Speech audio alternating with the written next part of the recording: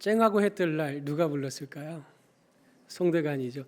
그 어린 시절에 저희 아버지 음악을 참 좋아하셔서 여러 가요 테이프, 예수 믿기 전에 가요 테이프 정말 많이 사셨습니다. 어릴 때부터 들었던 기억이 있는데 쨍하고 해 뜰 날 돌아왔단다. 어릴 때 저도 즐겨 불렀던 노래이기도 합니다. 뭐 그뿐 아니죠. 쿵짝쿵짝 쿵짜자 쿵짝 해서 뭐 네 박자도 있고요. 이분이 무명 가수였습니다. 그런데 이분이 일약 스타로 발돋움할 수 있었던 것은 좋은 사람들과 만났기 때문에 그렇습니다. 일단 그 아나운서였던 그 당시 임택근을 만나게 되었고, 그래서 이제 방송에 설 기회를 얻게 된 겁니다. 그리고 또 그 당시에 아주 명곡을 작곡하기로 유명했던 나화랑 선생님과도 만나게 되면서 그 아주 일약 스타에 오르게 된 그런 가수입니다. 당시 유신 정권 분위기와 맞물려서 특별히 해뜰날 같은 경우는 이제 해뜰날 돌아온다, 이런 소망을 주는 노래로 온 국민을 열광시켰던 그런 큰 히트를 치게 되기도 했습니다. 제법 많은 부를 얻었습니다. 그런데 그의 말년에 대한 소식이 얼마 전에 들렸는데 그 갑작스러운 죽음을 맞이하게 되셨습니다. 그러면서 그분의 그 노년의 삶에 그 조금 이렇게 많이 벌어 놓았을 텐데, 좀 많이 누릴 수 있었을 텐데 왜 그렇게 늦은 나이에도 온갖 행사를 다 따라다녔을까? 여기에 대해서 이제 취재를 하게 되니 그 아내 때문에 그 한 38억 정도의 사기 혐의를 입게 되었더만은요. 그 아내가 사기꾼을 만나서 속아 넘어가는 거죠. 그래서 38억 정도의 빚이 있었는데 이걸 갚아야 되니까 70대 고령에도 불구하고 차 안에서 쪽잠을 자고 편의점에서 삼각김밥, 뭐 사발면 이런 거 가지고 끼니를 때우면서 온 지방을 돌아다니면서 행사란 행사는 다 뛰어다녔던 이런 그 무리를 하다가 그만 안타깝게 죽음을 맞이하고 말았습니다. 이 송대관 선생님이 임택근을 만나고 또 나화랑이라고 하는 좋은 작곡가를 만나서 성공했다면, 그 사기꾼을 또 만나지 않았다면 얼마나 좋았을까요? 또 그 송대관의 아내 입장에서 그 남편을 만났다는 사실이 얼마나 참 고마운 일일까요? 이 송대관 씨는 그렇게 사기 혐의로 피소를 당하고 명예 잃고 또 경제적으로 타격을 입었지만 아내를 한 번도 비난하지 않았습니다. 미국에서 사업 실패하고 한참 고생할 때 그때 젊은 시절에 나를 돌봐주었던 아내인데 이런 실수했다고 지금 이제 와서 비난하면 되겠느냐고, 그래서 아무 말 하지 않고 그 아내가 진 빚을 갚기 위해서 그처럼 애를 썼던 이런 참 좋은 남편이었던 겁니다. 이 송대관 선생님의 한 인생을 돌아보아도 그렇지만 우리 모두도 마찬가지 아닙니까? 인생에서 누구를 만나느냐, 이거 대단히 중요한 문제입니다. 어떤 사람을 만나느냐, 누구를 만나느냐, 그것에 따라서 내 인생이 어떻게 될지 그건 알 수가 없는 일인 겁니다. 오늘 성경 본문에도 아주 중요한 만남의 사건이 기록되어 있습니다. 오늘 11절 말씀을 보니까 그 후에 예수께서 나인이란 성으로 가셨다 이렇게 말합니다. 그 후라고 하는 것은 바로 누가복음 5장 이하의 그 산상수훈의 은혜로운 말씀을 들었던 무리가 이제는 7장 1절로 10절까지의 말씀에 보니까 백부장의 하인을 고쳤습니다. 병든 걸 고쳤습니다. 어떻게 고쳤습니까? 말씀으로만 고친 겁니다. 야, 은혜로운 말씀만 있는 분이 아니구나, 말씀의 능력이 살아있는 분이구나 라는 사실을 깨닫게 된 겁니다. 그래서 그 후에 이런 일들이 있은 후에 나인이란 성으로 예수님 뒤를 따라서 수많은 무리가 함께 행진하고 있었던 겁니다. 여러분, 나인이라고 하는 이 성이 어디냐면 저 가버나움이 바로 7장 1절로 10절까지 백부장의 하인을 고쳐주신 장소입니다. 가버나움이요. 거기에서부터 남서쪽으로 30-40km 정도 내려오면 이 나인이라고 하는 성이 있습니다. 이 나인이라고 하는 이름이 무엇인가? 이것은 바로 즐거워한다, 기뻐한다, 아름답다 이런 의미를 가지고 있습니다. 여러분, 어린아이 보면 어떻습니까?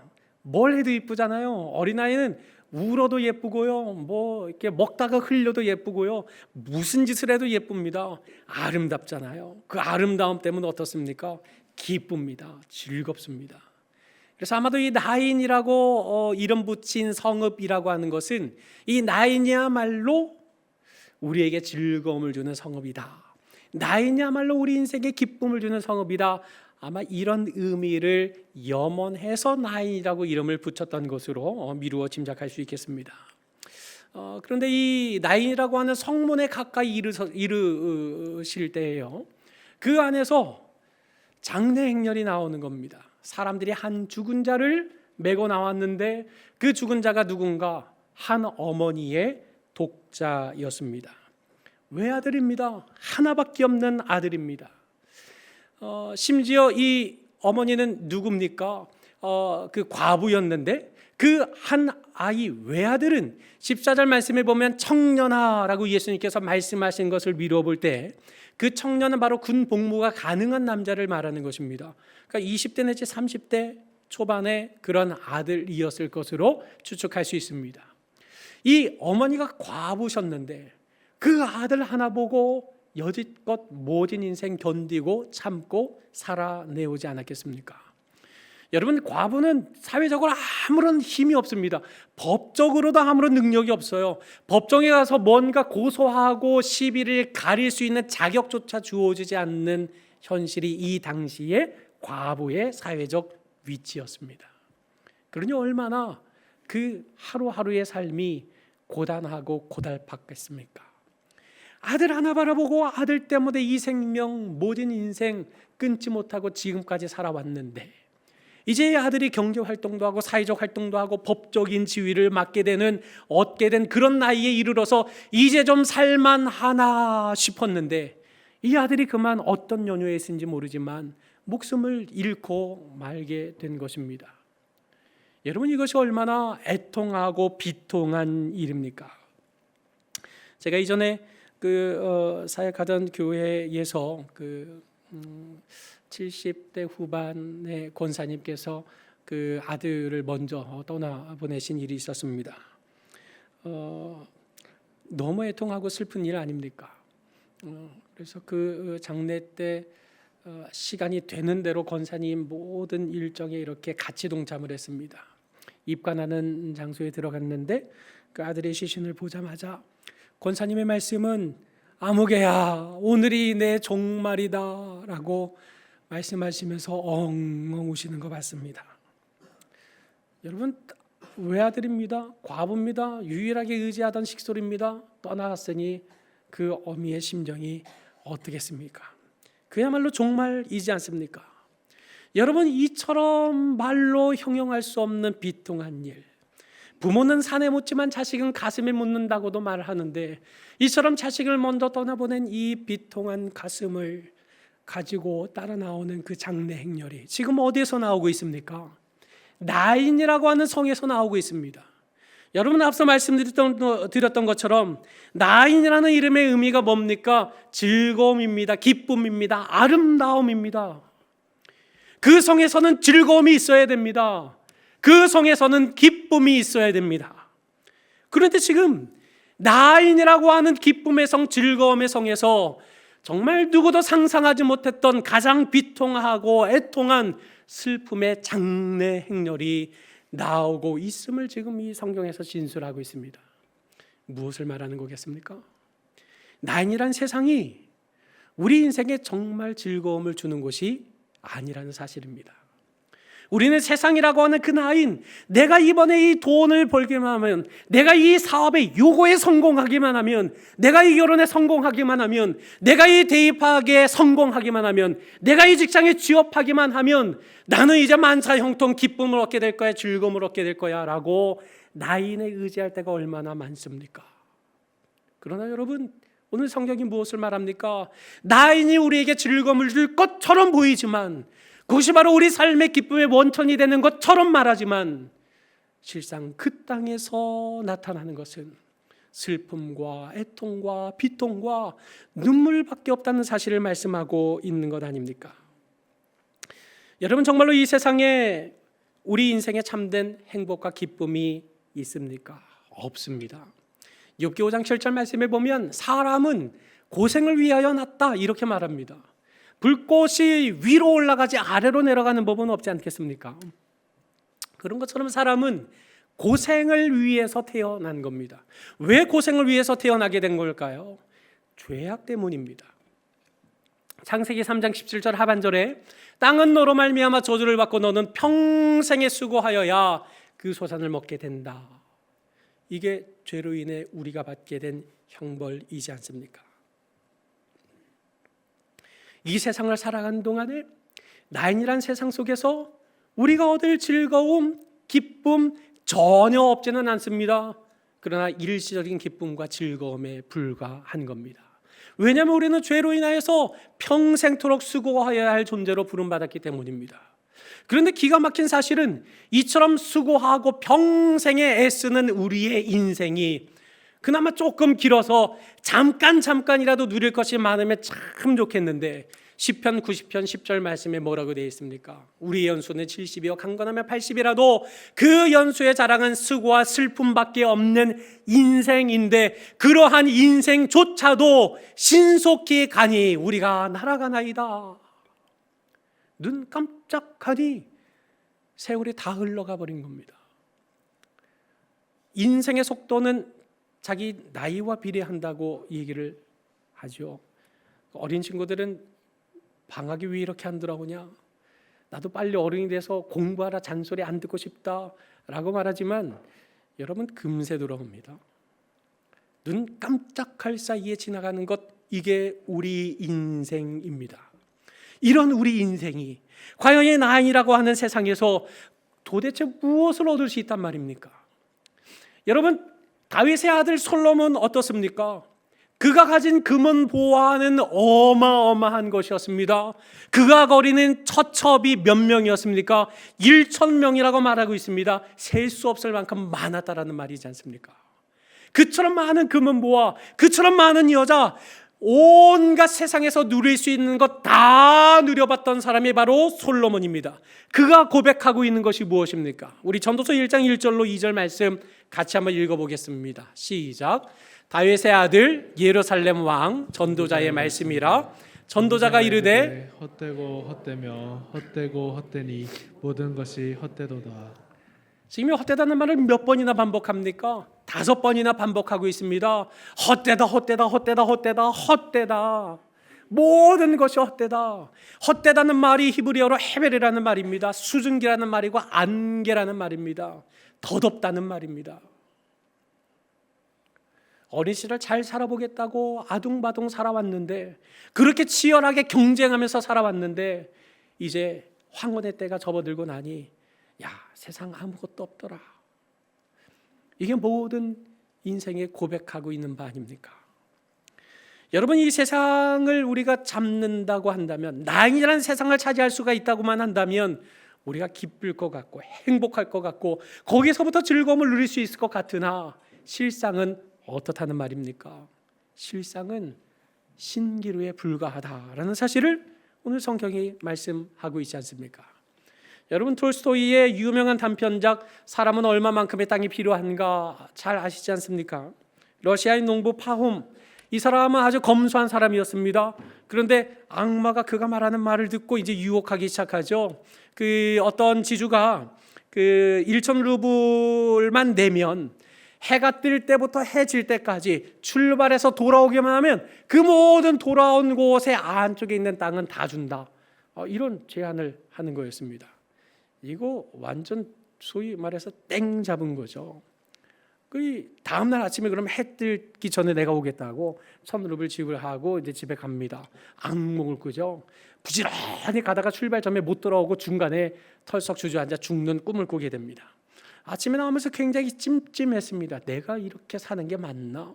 내가 이렇게 해서라도 땅을 찾아야 되는 게 맞나? 많은 마음, 많은 생각을 가졌겠죠. 아침에 출발했습니다. 출발하자 눈에 보이기 시작합니다. 뭐가요? 기름진 땅들이 보이는 겁니다. 한참을 걸었더니 더 좋고 더 기름진 땅이 있는 거 아닙니까? 욕심을 해서 저 멀리까지 가다가 생각해보니 아차, 나 이거 자칫하면 못 돌아가겠다. 해질 때까지 못 돌아가겠다. 이제 돌아오기 시작합니다. 돌아오면서 이게 자꾸 시간이 재촉하고 촉박하다 보니 이제는 옷을 다 벗어버립니다. 그리고 맨몸으로 막 열심히 이제는 신발도 벗습니다. 그리고 젖먹단 힘을 다해서 출발 지점으로 다시 돌아오게 됩니다. 그리고는 어떻게 됐습니까? 너무 무리한 나머지 피를 토하고 그 자리에서 죽어버리고 만 겁니다. 적신으로 태어난 인생이 적신으로 돌아가고 만다는 사실을 말하고 있는 건 아닙니까? 이 소설의 마지막이 어떤 내용으로 말하고 있습니까? 농부가 차지할 수 있었던 땅은 그가 한참 부지런히 돌아다닌 땅이 아니라 그가 묻힌 삶 아르신 그게만큼이었다. 그가 묻힌 그 한 평 땅, 그게 전부였다라는 사실을 말하고 있지 않습니까? 여러분, 세상에서 소유하고 누리는 것 있을 것 같지만 그거 영원한 것 있습니까? 우리가 이 세상에 만족을 주고 기쁨을 주는 것들 중에 그 어느 것 하나라도 우리가 죽어서까지 가져갈 수 있는 영원한 것이 있습니까? 없습니다. 세상에서 소유하고 누리는 것이 많아질수록 이 세상을 떠날 때 마주하게 될 헛됨의 깊이와 넓이는 더 깊어지고 넓어질 수밖에 없다는 사실을 우리는 깨달아야 합니다. 세상은 끊임없이 이것만 소유해라, 이것만 성공하면, 이것만 붙잡으면, 이것만 얻으면 넌 행복해질 수 있다라고 우리에게 끊임없이 유혹합니다. 이 자리만 차지하면 너는 사회적으로 신분이 더 높은 데 올라갈 수 있을 것이다. 이 집만 얻으면, 이 자격만 획득하면 너는 정말 멋진 사회 일원이 될 수 있을 것이다 라고 끊임없이 우리에게 손짓하지만, 여러분, 그 자리에 더 이상 눈물이 없고 고통이 없겠습니까? 눈물 없고 고통 없는 인생의 자리는 결단코 없는 것입니다. 여러분, 그처럼 나인이라는 이름에 걸맞지 않는 슬픔의 비통의 장례 행렬이 그 성읍에서 나오고 있었습니다. 그런데 그 성읍에 들어가는 행렬이 있었습니다. 그것은 11절에 예수께서 나인이라는 성으로 들어가실세라고 했던 그 행렬입니다. 슬픔의 행렬이 나오고 있었고 예수님을 따르는 기쁨의 행렬이 들어가다가 정면 충돌하게 된 사건이 오늘 본문의 말씀인 겁니다. 여러분, 이 사건 통해서 누가 이기게 됩니까? 기쁨의 행렬과 슬픔의 행렬이 정면 충돌한 결과가 무엇입니까? 오늘 13절로 14절 전반절에 보니까 주께서 과부를 보셨다 이렇게 진술합니다. 누가가 누가복음을 기록하면서 예수님을 가리켜서 큐리오스, 주인님이라고 기록한 건 오늘 13절이 처음입니다. 여러분, 예수님에 대해서 주인이라고 여기에서 처음 얘기하는 이유가 무엇이겠습니까? 예수님이 주인이라는 겁니다. 우리 인생의 즐거움과 기쁨이 나인에게 있는 것이 아니라 인생의 참된 즐거움과 기쁨은 예수 그리스도, 그분 안에 있다. 그가 주인이시다. 그가 주 되시는 분이시다 라는 사실을 밝히고 있는 겁니다.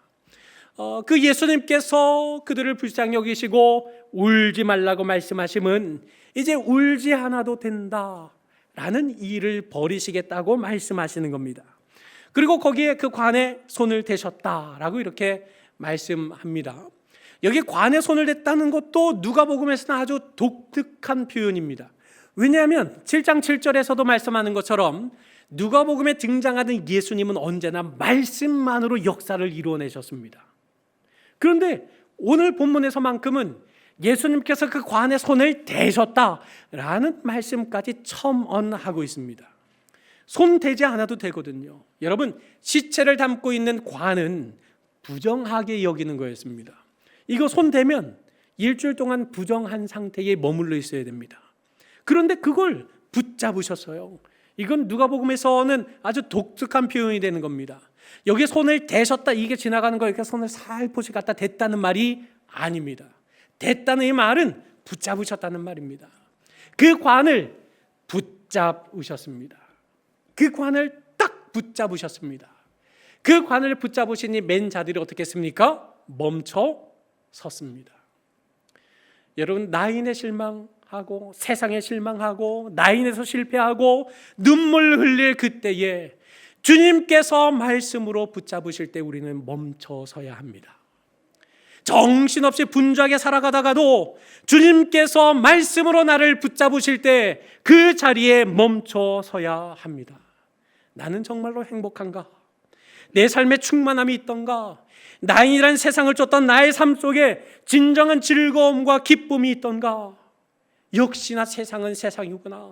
역시나 사람은 믿을 존재가 되지 못하구나. 실패하고 절망하고 좌절하고 낙심해서 눈물 흘리고 있을 바로 그때에 울지 말라 말씀하시며 우리를 말씀으로 붙잡으시는 그 주님의 음성 앞에 멈춰 서야 하는 것입니다. 여러분, 이제 주님께서 이들에게 명령을 하십니다. 14절 하반절로 15절에 이렇게 말씀을 하십니다. 우리 한번 같이 한 목소리로 읽어보겠습니다. 시작. 예수께서 이르시되 청년아 내가 내게 말하노니 일어나라 하시매 죽었던 자가 일어나 앉고 말도 하거늘 예수께서 그를 어머니에게 주시니. 지금 오늘 예수께서 청년에게 일어나라고 명령을 하셨습니다.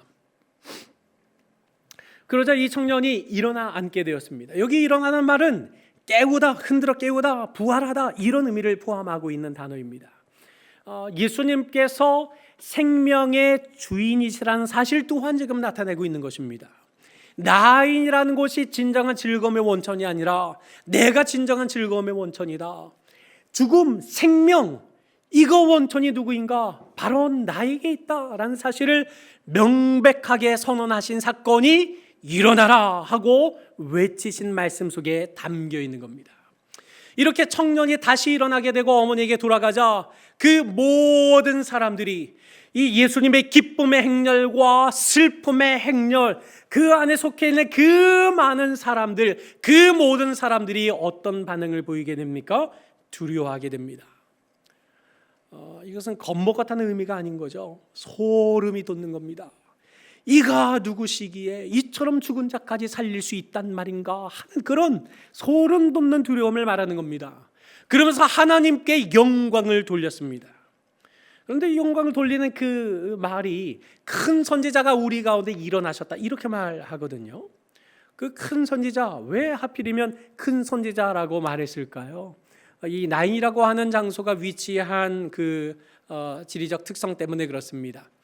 여기 나인에서 요 모래산 언덕을 넘기만 하면 수넴이라는 지역이 나옵니다. 나인에서 모래산 언덕만 넘으면 수넴이 나오는데 수넴 하면 수넴 여인이 생각나지 않습니까? 엘리사 선지자가 수넴 여인의 죽은 아들을 다시 살린 사건이 일어난 장소입니다. 그러니 그 엘리사에 대한 기억과 추억이 있는 사람들이었습니다. 근데 그 수넴 여인의 아들을 살린 엘리사, 그 사건이 말하는 바가 무엇이냐면 엘리야의 사역을 엘리사가 그대로 이어받았다는 것을 명확하게 보여주는 결정적인 사건인 겁니다. 왜냐하면 엘리야도 사르밧에 있던 과부의 죽은 아들을 다시 살려내는 일을, 살려내는 역사를 이루어내거든요. 이게 결국 엘리야도 죽은 아들을 살려냈고 엘리사도 죽은 아들을 살려냈는데 그들은 죽은 아들 살려내겠다고 죽은 아이 시신 위에 엎드렸다가 일어났다가 엎드렸다가 일어났다가 횟수는 다르지만 이런 방법을 통해서 다시 살려낸 반면 지금 예수님은 어떻습니까? 관을 붙잡으셨어요. 울지 말라, 더 가지 말라, 멈춰 서라. 그리고는 말씀하신 겁니다. 청년아 내가 내게 말하노니 일어나라 하는 이 말씀 한 가지 가지고 일으켜 세운 겁니다. 그러니 앞선 선지자들과 비교할 때 야, 이 예수님은 도대체 누구시냐? 엘리야 선지자를 우리가 알고 엘리사 선지자도 알고 있지만 그보다 훨씬 더 능력 있고 큰 선지자가 아니더냐? 하나님께서 자기 백성을 돌보신 결과 큰 선지자 엘리야보다도 엘리사보다도 더 큰 선지자가 우리에게 임했구나. 하나님 감사합니다 하고 하나님께 영광을 올려드리게 되는 사건이었다는 사실을 말씀하고 있는 겁니다. 그러니 여러분, 슬픔의 행렬과 기쁨의 행렬이 충돌했습니다. 누가 이겼습니까? 예수님과 동행하고 있었던 기쁨의 행렬이 승리했습니다. 그 모든 슬픔과 비통을 가지고 있던 그 행렬조차 예수님과 마주하고 만나는 순간 할렐루야 하나님, 영광의 하나님, 큰 선지자를 보내신 하나님, 우리를 돌보시는 하나님 감사합니다 하고 큰 기쁨과 즐거움의 사람들로 변화되는 역사가 일어났다고 오늘 성경은 우리에게 증언하고 있는 것입니다. 여러분, 우리의 기쁨과 참된 행복이 어디 있습니까? 나인이라고 하는 세상에 있지 않습니다.